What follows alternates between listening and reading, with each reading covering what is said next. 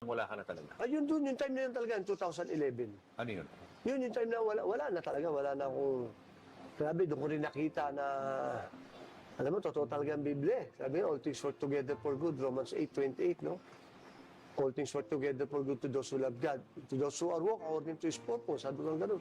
Ako kasi palabasa ako ng Biblia, pero hindi ko naman sinabubuhay. So, baliwala din. Alam mo, ito mo, all things work together for good.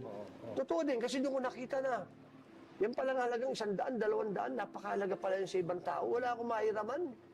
Diyos ko po, may mga natulungan ko noon, nalalapitan mo, hindi ka makairam. Samantala kung pairamin ko sila nung araw, libo-libo, parang wala lang sa akin. Paano feeling nila? Bali wala lang sa akin ang pera noon. Kaya hindi natin iniisip na utang na loob. Hindi naman lahat, pero karamihan. Dumating ako sa punto na wala akong mairaman. Alam mo, kahit 300 pesos, ang hirap.